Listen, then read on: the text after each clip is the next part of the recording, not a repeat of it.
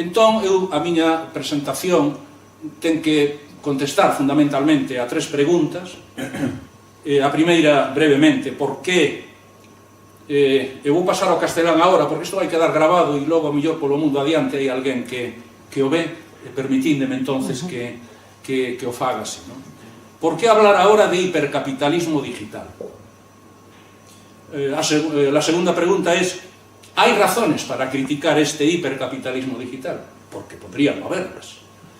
Y en tercer lugar, ¿hay alternativas a este hipercapitalismo digital? Bien, pues para la primera pregunta, ¿por qué hablar ahora de hipercapitalismo digital? O es que o esto es un capricho, o esto es una figura retórica, o hay sustancia. Bueno, pues a nada que uno escarbe, y tiene que escarbar, se encuentra con que bajo el control de grandes grupos de inversión global, como un grupo del que apenas nadie oyó hablar nunca, seguramente de los que están aquí, llamado por Vanguard Group, otro sí, más conocido, BlackRock, pero Vanguard Group tiene un 45% en Apple, controla una parte importante de Alphabet Google, también de Amazon, de Microsoft, de IBM, de Intel, y sigo. O BlackRock, que tiene también participaciones en Alphabet Google, en Microsoft, o en el Banco Santander, o en el BBVA o en Telefónica.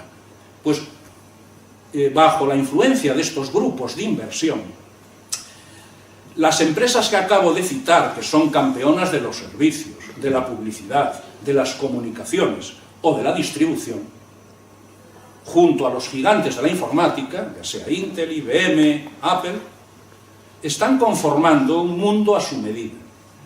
A día de hoy ya son las empresas, lo dijo hace un momento Sacho, con mayor valor en capitalización bursátil del mundo. A la altura del año 2018, de los 7.400 millones de habitantes del planeta, más de la mitad ya somos población online. Solo Facebook cuenta con 2.200 millones de cuentas, mientras que ya existen 5.000 millones de cuentas de correo electrónico. Somos miles de millones los usuarios de sus productos, de sus aparatos, de sus aplicaciones, de sus contenidos, que o bien les pagamos con dinero, o bien como emisores, en lo que se llama una gratuita minería de datos personales, o bien como receptores de publicidad cada vez más personalizada. Hay diversas formas en las que les pagamos. Sobre esa base, la combinación de la robótica con el software informático nos acerca también a los primeros eslabones de la inteligencia artificial y a crecientes capacidades de control, supervisión o predicción sobre la materia prima de lo que se ha dado en llamar minería de datos masivos, Big Data. Hoy, desde una orquesta hasta un conductor, pasando por un piloto, pueden ser virtuales. Se están generando nuevos modelos de negocio, nuevos productos, procesos, ahora digitalizados. Lo resumo en la página 77, en la tabla 2. En los transportes, en la industria, en el ocio. Pocos de aquí sabréis que en estos momentos hay un negocio multimillonario en objetos virtuales que se venden en videojuegos. Objetos virtuales que se compran para los videojuegos. Información, biotecnología, sanidad, comunicaciones, hostelería, personal de limpieza, tiendas turísticas, educación, y siempre una monetización que se acelera con la digitalización online de las más diversas necesidades sociales, ya sean sanitarias, recreativas, asistenciales, pagos por versiones y publicidad, atenciones geriátricas, vacaciones, ciberseguridad, ocio, etc. El campo es infinito. Y es así que estas mega empresas globales abducen lo público y lo colaborativo, lo que empezó siendo a lo mejor colaborativo o lo que empezó siendo un servicio público, y van desarrollando estrategias privativas tanto en la capa física o de transporte, como en los dispositivos, como en la capa lógica de transmisión o el software, y también en la capa de contenidos. Y es así como nos transformamos en clientes, todos, tanto si compramos como si te contratan como falso autónomo. Y como de ciudadanos mutamos en consumidores o en proveedores, y se evapora la condición del trabajador asalariado con empleo decente. Un mundo en el que en nombre de la libertad del consumidor y de la circulación de bienes y capitales se socava la producción nacional. Y así sucede que de una democracia de ciudadanos pasamos a una postdemocracia, con mutación de la acción política y social. Estas democracias se transforman en espectáculos electorales, a imagen de cualquier otro deporte competitivo, gestionado por burocracias parlamentarias, trabajadores del aparato, empresas de servicios y financiadores profesionales. Y si alguien quiere un escándalo paradigmático de esta transformación, tiene al inefable Bannon gestionando Cambridge Analytica con datos de Facebook para ser decisivo, a lo que parece, tanto en el Brexit como en la irrupción de Trump en los Estados Unidos. Bien, pues si esta criatura existe y cada vez tiene más ramificaciones y más oportunidades de negocio, hay razones para criticarlo. Y sin caer en posiciones tecnófobas, como dijo Sacho y como yo asumí desde el principio. Pero sin caer en esas posiciones tecnófobas, yo creo que es conveniente tomar distancias cada vez más de los muy numerosos tecnófilos, optimistas tecnológicos o también llamados tecnopolitas. ¿Quiénes son estos? Pues son muy numerosos, son ingentes. La cita es textual: solo ven lo que pueden mejorar las nuevas tecnologías y son incapaces de imaginar qué es lo que destruirán. Respecto de estos es de los que hay que tomar distancias. ¿Por qué? Porque lejos de una economía competitiva se han ido conformando oligopolios o cuasi monopolios privados con muy pocas marcas. Así hoy Sony, Microsoft o Nintendo constituyen un oligopolio global del videojuego. Y también, como se pone de manifiesto en la reciente multa de la Comisión Europea a Alphabet Google por abuso de posición en las compras online. Es así que ceder el software muy barato para una estrategia de posición dominante, que es lo que hizo Microsoft durante toda su vida, se habría revelado como una estrategia para monopolizar el mercado, no menos exitosa que capturar una parte del mercado con aparatos que combinen un hardware y un software exclusivo o incompatible, que fue la estrategia de Apple. Dos estrategias complementarias para llegar al mismo punto y a repartirse el mercado mundial. Porque controlan miles de patentes, ya sea dentro del entorno Android, Google, o Windows dentro de Microsoft, o Apple, con sus iPhone, etcétera, etcétera. Y modulan la innovación, acotan el mercado y la obsolescencia, como es el caso de la ralentización descarada de los iPhone por parte de Apple. Múltiples vías por las que laminan la competencia, sin olvidar que pueden permitirse perder miles de millones para eliminar a sus competidores. Todas ellas, por cierto, prácticas prohibidas por nuestra ley del año 2007 de defensa de la competencia, claro. Porque Google, Apple o Amazon, manipulando los precios de las patentes, son gigantes de la evasión fiscal, porque su pasatiempo favorito es la falsa localización de patentes, de marcas y de logos en los centros offshore. Y así se explica, y la cita es textual, que las empresas de Estados Unidos declaran realizar la mitad de sus ganancias extranjeras en 6 países, curiosamente en estos 6, Países Bajos, Luxemburgo, Irlanda, Bermuda, Suiza y Singapur. De manera que ahí la mitad de los beneficios de todas estas empresas, los beneficios cosechados fuera. Porque las naciones y sus gobiernos se ven cada vez más obligados a negociar bajo la presión de intereses económicos, bancarios o financieros que, concentrados y acelerados con estas tecnologías, se vuelven las autoridades reales del mundo del siglo XXI.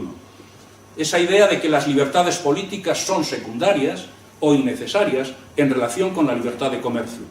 Una libertad de mercado entre naciones que obligaría siempre a una armonización, sobre decir a la baja, de los servicios públicos y de la seguridad social. Este hipercapitalismo habría capturado y puesto a su servicio casi todas las ciencias e invenciones. Muchas de ellas habrían sido resultado de esfuerzos públicos y no privados, como recuerda en su nuevo libro, de manera muy detallada, Mariana Mazzucato, El valor de las cosas. Y dice textualmente que son empresas que afirman ser creadores de valor, cuando en realidad lo que hacen pasar es que la extracción de valor pasa por creación de valor. Y se está refiriendo a Google, a Apple, a Uber, a Airbnb, empresas que nunca habrían existido sin la tecnología, y la cita de nuevo es textual, financiada con dinero público. De manera que lo que hacen es apropiarse de una creación de valor que previamente fue colectiva. Por cierto, si la riqueza generada por todos estos entramados empresariales es cada vez mayor y el trabajo necesario para desarrollar esas actividades cada vez es menor, pues lo único que debería suceder, y no sucede, es que el trabajo directo, aplicado, deje de ser el criterio de reparto de las rentas y del bienestar social.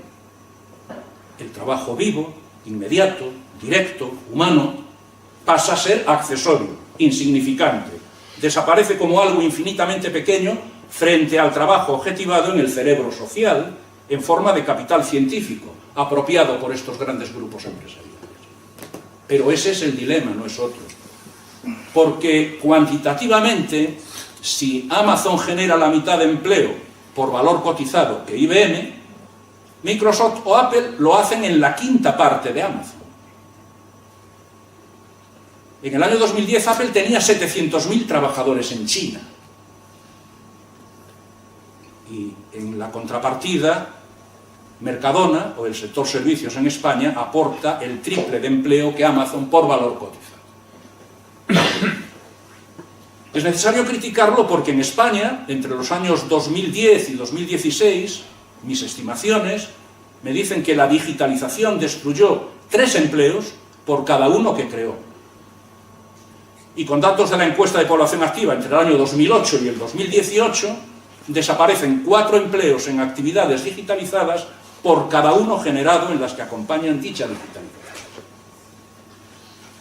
Además, cualitativamente, si esto es un problema ya cuantitativo, en su núcleo, ahora uno puede seguir el proceso caníbal de privatización de France Telecom y los problemas laborales que se generaron de suicidios masivos de trabajadores de France Telecom, en su núcleo y en el entorno empresarial emplean a nuevos sirvientes, a realizadores de tareas, a socios o falsos autónomos, para los que no vale para nada el control de horarios ni nada de esto, socios conductores en el caso de Uber, que tienen una jornada laboral difusa, con plena disponibilidad, que realizan en parte labores no remuneradas, siempre a tiempo parcial, su remuneración casi nunca es salarial, asumen microtareas externalizadas y ya no son despedidos, sino desactivados. Se provoca, por lo tanto, un aumento galopante de la exclusión, de la precariedad, del subempleo y de la pobreza laboral o la desigualdad. Más razones para criticarlo. Porque aceleran al máximo la lógica cuantitativa de los rendimientos. Una gestión, por ejemplo, para la gestión pública, y esto lo vimos muy bien los que trabajamos en sanidad y los que en educación y los que trabajan en sanidad, basada en una interpretación puramente cifrada de los resultados y que deja fuera no pocas dimensiones no cuantificables. Se produce así una corrosiva pérdida de significación de los servicios públicos a causa de la fetichización de la cifra. Una, entre comillas, fabricación de resultados que está muy lejos de ser la traducción de mejoras reales. Es así que se acelera el desmoronamiento de lo que se pueden considerar las 3 patas del actual modelo de estado de bienestar. Por un lado, cae la recaudación sobre las rentas no salariales, por el desplome de los tipos marginales y a causa de esa competencia fiscal por la secesión de los ricos. En segundo lugar, esto genera una crisis fiscal y de deuda de un Estado que es incapaz de suministrar servicios públicos. Y en tercer lugar, una crisis de una seguridad social basada en pagos sobre una masa salarial menguante, unos ingresos sobre una masa salarial menguante. Además, impulsan que una economía de mercado mute en una sociedad de mercado, invasiva de todos los ámbitos de lo social, en la que mercancías, consumismo, crecimiento ciego invaden y determinan todos los ámbitos de la vida, con obsolescencia programada por medio. En esa sociedad global de mercado, los seguros públicos de desempleo, los sistemas de pensiones y el derecho a una pensión suficiente o la cobertura sanitaria universal se transforman en asuntos que encarecen la producción. No nos lo podemos permitir, otros no lo tienen, tenemos que competir con ellos. Con lo que las regulaciones nacionales inexorablemente se van igualando a la baja, sobre todo las laborales, las fiscales o las ambientales, por medio de una competencia o de evaluación fiscal e institucional. Y solamente hago remacho que son estos grandísimos grupos financieros y empresariales los que están en la vanguardia de estos procesos. Además, suponen un altísimo riesgo de dominio social, lo que se da en llamar ciberdictaduras, por ejemplo, disponiendo de información crucial para condicionar la opinión pública en procesos electorales. Uno debe saber que en Facebook, un inversor, un fondo de capital, riesgo pertenece a la CIA. Todo puede verlo uno en Internet, porque la actual disponibilidad de masivos registros digitalizados, ya sea de tarjetas de compra, de comercio electrónico, de navegación por Internet, fiscales, policiales, de todo tipo de transacciones sociales, abre oportunidades insospechadas para el control y gestión de preferencias para la ingeniería social en definitiva. También potencia muchos más riesgos: la vulnerabilidad, la complacencia, la primacía de lo borroso, de lo ultrarrápido, de la superficialidad. Se convierte en verdad online aquello que más miradas atrae, así vivimos, ¿verdad?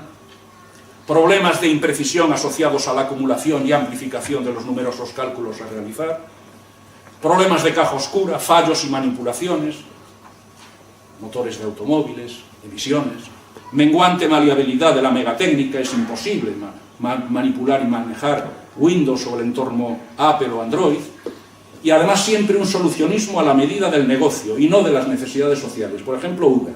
Se solucionan cosas que tienen que ver con el negocio, no con las necesidades sociales.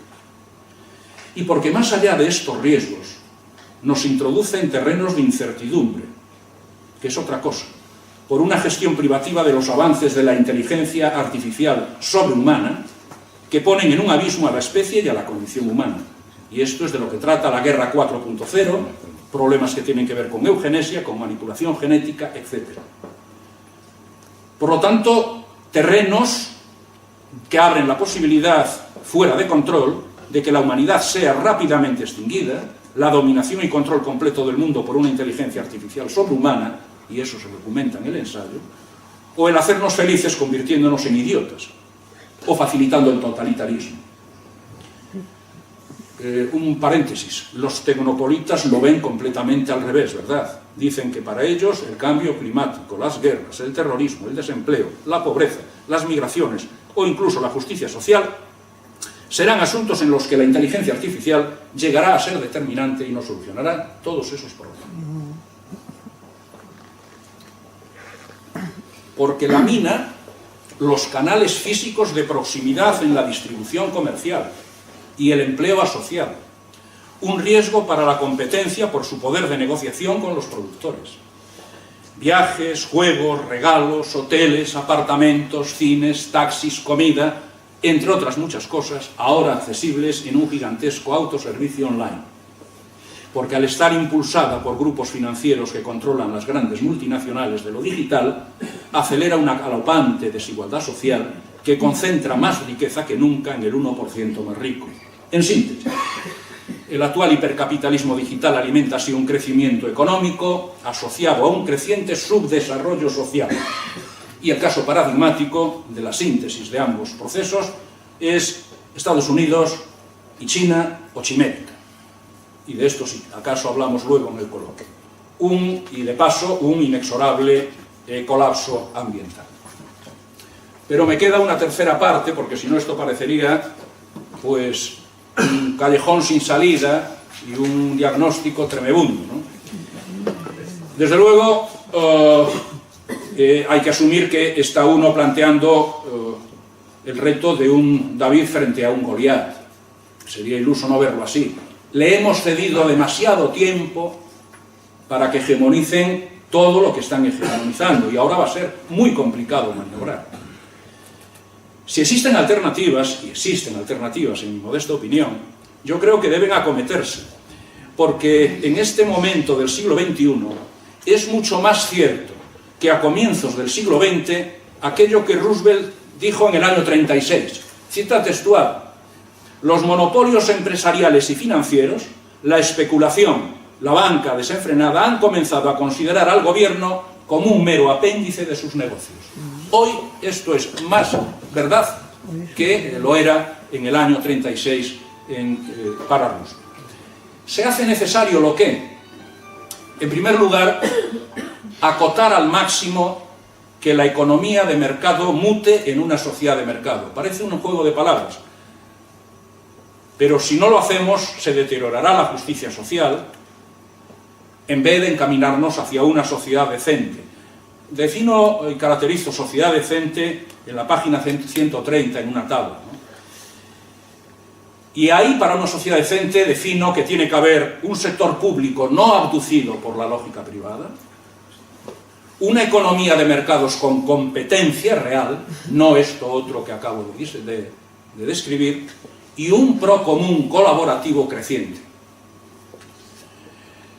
Para esto último, el apoyo a los modelos abiertos de software como Linux, o el procomún colaborativo cuyo ejemplo más emblemático a nivel global es Wikipedia, o plataformas en la web como W3C o el ICANN, impulsados por el creador de Internet Tim Berners-Lee frente a Windows, Encarta o Google, y plantear el concepto de soberanía tecnológica.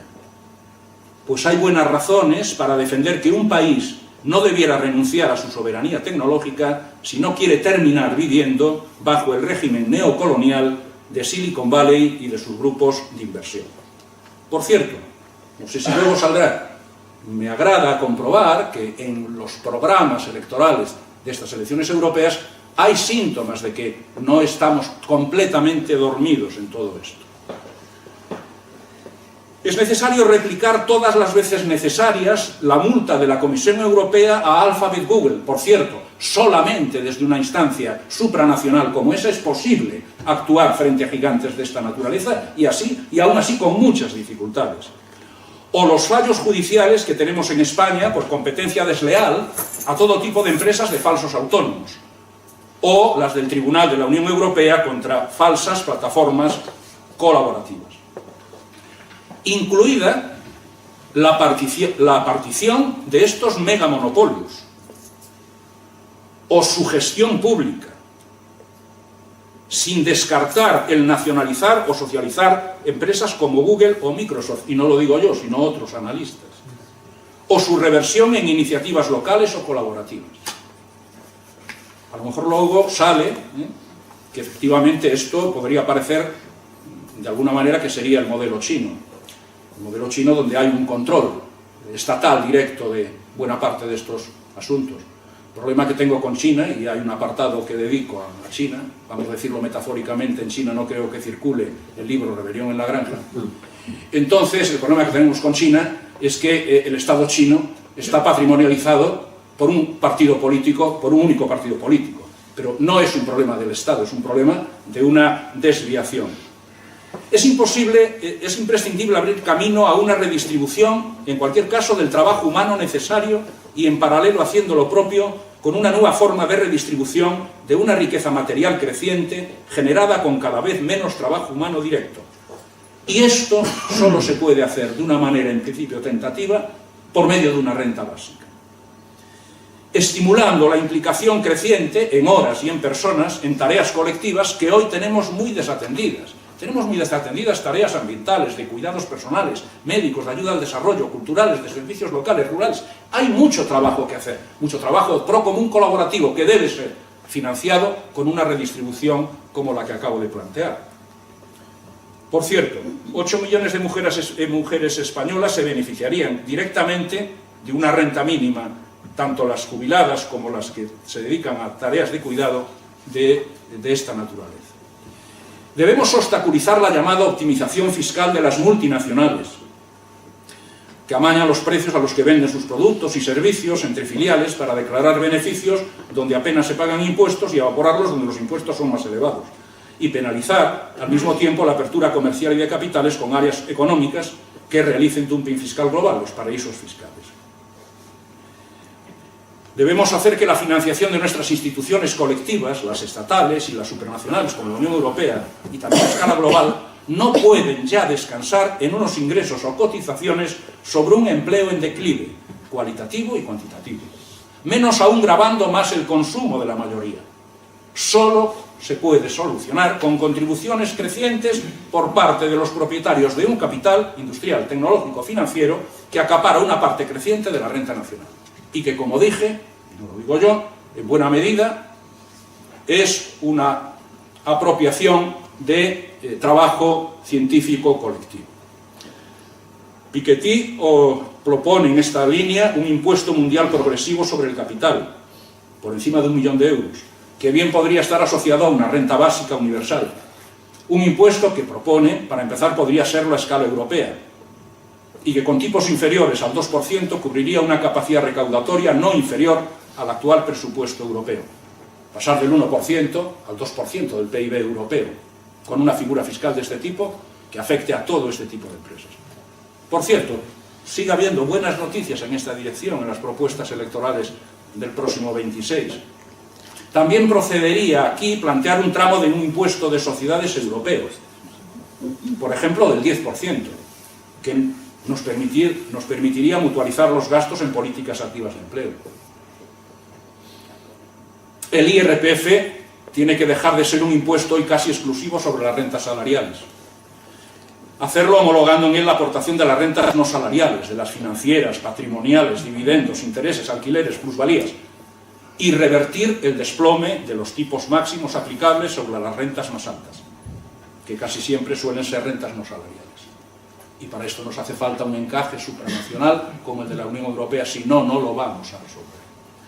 En las cotizaciones a la seguridad social deben de dejar de penalizar unas actividades, justo las más proactivas en empleo, como las educativas o las sanitarias, y beneficiar, como están haciendo, a otras que son las que más empleo sustituyen, como las financieras o las energéticas.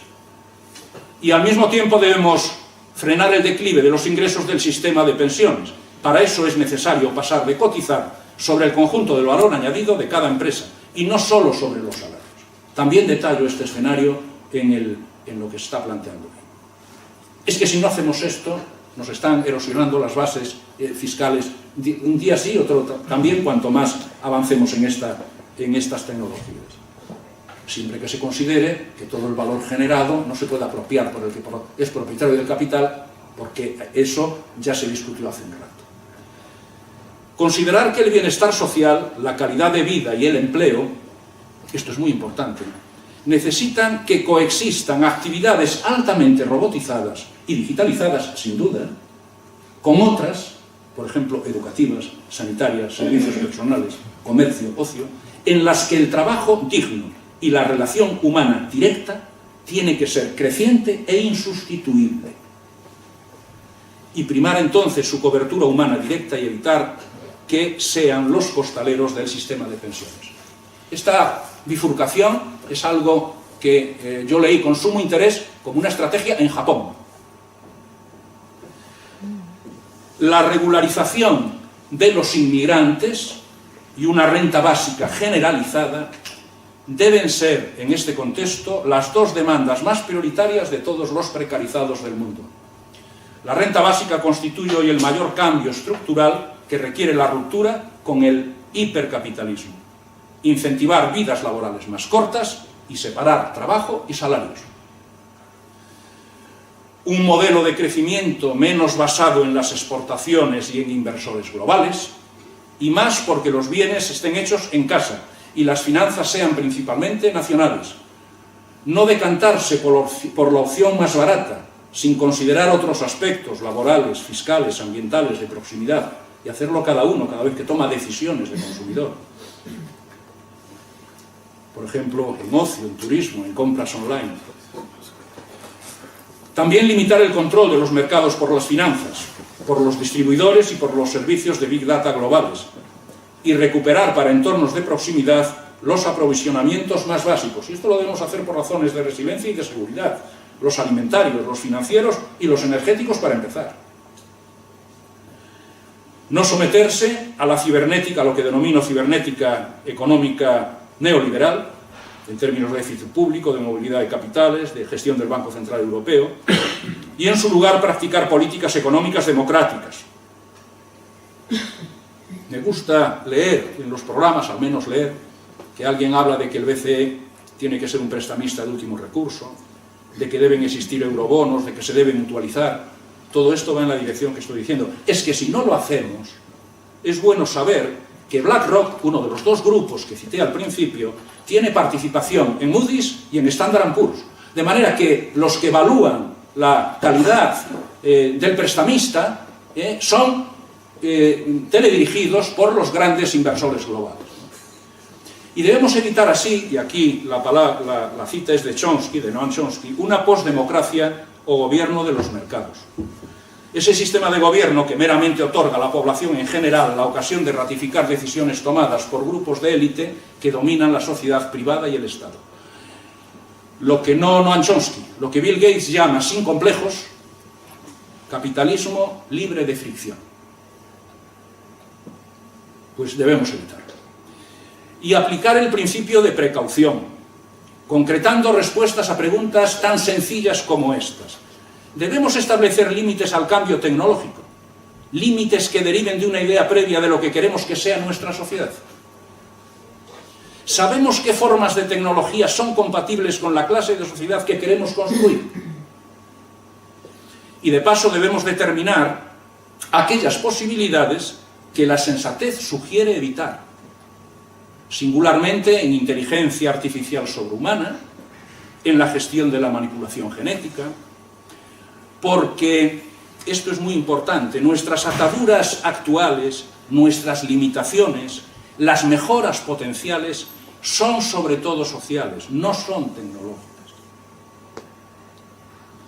En esas circunstancias es conveniente aparcar no pocos avances tecnológicos, y esto se llama principio de precaución, abstenerse de iniciar aquellas cosas que no estemos seguros luego de poder apagar. Y para todo esto necesitamos, casi nada, instituciones globales democráticas. Entre las páginas 110 y 112, repaso para el Parlamento Europeo, el Banco Central Europeo, la Comisión Europea, el Banco Mundial, la OCDE, la OIT, la ONU, etc., el Tribunal Penal Internacional. Nos hace falta inteligencia global, colectiva, democrática, que regulen o prohíban los asuntos que preceden. Una estructura de gobierno mundial para ejercer control y precaución en situaciones de incertidumbre y que de paso sea beligerante con esos 5 monopolios de los que disponen los países hegemónicos: el monopolio tecnológico, financiero, de recursos naturales, de comunicaciones y de armas de destrucción masiva. En conjunto, y acabo ya, se buscaría así que las actividades económicas, las de las empresas, del sector público y del procomún se orienten al desarrollo y bienestar social de la mayoría de los ciudadanos, a lo que se llama justicia social. Traducción: que sea irrelevante el país en el que uno nace, la generación a la que uno pertenece, la región del país en la que apareció, la familia en la que tuvo la suerte de nacer, la genética que le otorgue a uno el azar, y esto es justicia social.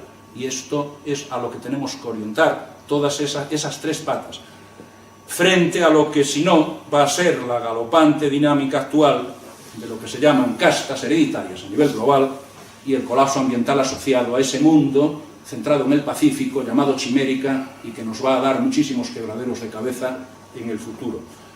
Y voy a dejarlo aquí para que nos quede tiempo, si es que motivé al debate.